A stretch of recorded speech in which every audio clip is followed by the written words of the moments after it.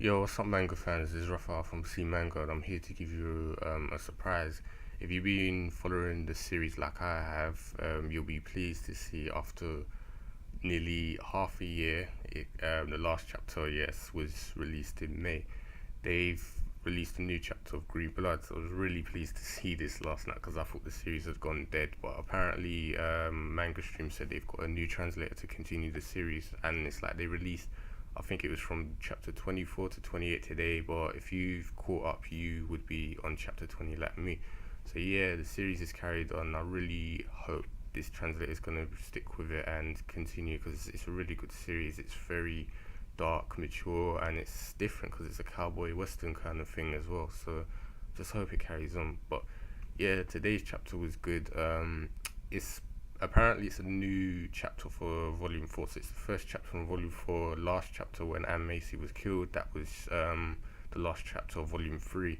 So that would be like a cliffhanger for anyone who didn't read it. So yeah, it's I said good chapter. They also had a bit of information at the beginning. We have a bit of a glimpse into who the enemies are. Obviously, we know Edward King is he's ranked as the boss of his little gang. We have Quick Draw Hawk, who's the guy who can quickly draw his gun and shoot. There's another one called Swallow. He's a lariat. There's this guy called Parrot. He's a big mouth. I don't know what kind of rank that means. Maybe he's just the person that calls out, positions and stuff. So maybe he's a recon guy. There's a guy called Dodo. He's a bomber. So I'm assuming obviously he's gonna be some sort of explosive specialist. And then we have Eagle. He's a sniper. So it's obvious he's gonna be a marksman. So it was good to see those what kind of enemies or guys we're expecting to see in the coming chapters. So we have a bit of a glimpse into their character, and then most likely the people Brad and Luke are gonna have to fight over the course of the manga until they reach King himself. So yeah, that was a good bit of character bios at the beginning. But anyway, on to the chapter. It's called 28 Resolve. Howard is pretty much gloating. He was the one who ordered the hit on Anne Macy using Quick Draw Hawk, and he's basically happy that he's got the deed now because he can go and reconstruct whatever crap he wanted to do. I think it was a train line or something there, and it's like he's saying, "Oh, the deed I've done or the act I've done is good. I will be seen as a hero by the townspeople," and it makes you think this guy is mentally disturbed. He has some sort of freaking character disorder or some personality insanity. He's something wrong with him, so he's mad with power. But yeah, we see the sad scenes of Brad, Luke, and Jenny. Sorry, that's it. Anne's daughter basically mourning. Luke is by himself, just thinking. I think he was looking at the grave, and no, sorry, he was in the barn by himself thinking. And we see Brad and Jenny, they're looking at the grave, and he's saying, "How long are you gonna be here like this?" And she just lashes out at him, not really at him because he's full boy, just blaming everything. And then she's saying, "You can go. I'm good by myself, but you can't for certain," says, And then she just cries in his arms. Howard arrives later, and he's an arsehole. This just really confirms how crazy he is. He pretty much consoles Jenny, and then says, he drops it and says, "Oh, I have the deeds to the farm now," and it's like, you have to basically remove yourself, and I'll give you time to leave.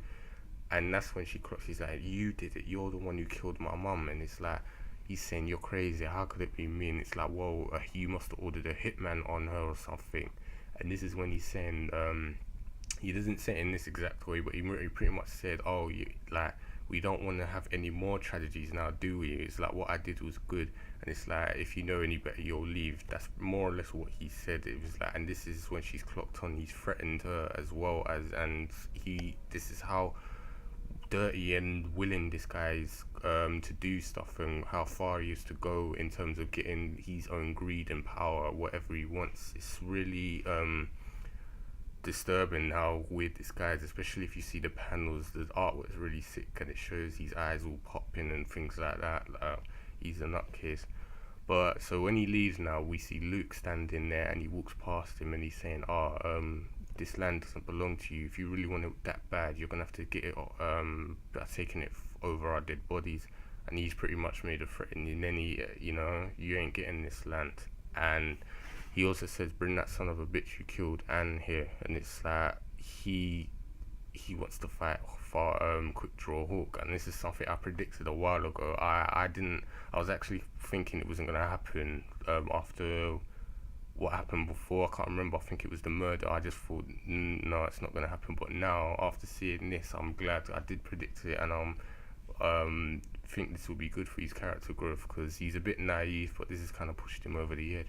So Brad and Jenny's left, and he's Brad has basically told Jenny the reason why he stayed behind is because he wants to do this himself. This is his own thing, and he ordered Brad to basically look after Jenny, which is kind of funny because he's saying that little brat is ordering me to protect you, but he also says that he cared for Anne like he was his own mother, and he cares about this land. So he's basically saying he's doing this not just out of debt but out of personal thing.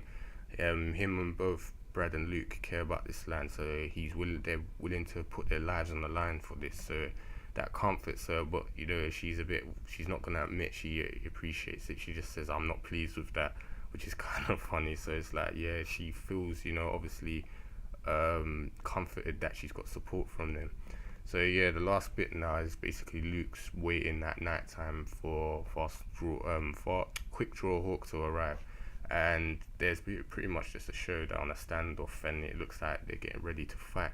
So yeah, the artwork, as I said, is sick in this. It really demonstrates how tense the moment is, and that whole typical cowboy showdown, like a quick draw your gun kind of thing on each other, who can draw first. And it's really, I know I sound a bit weird, can't what do you call it, explain myself properly, but it really is good.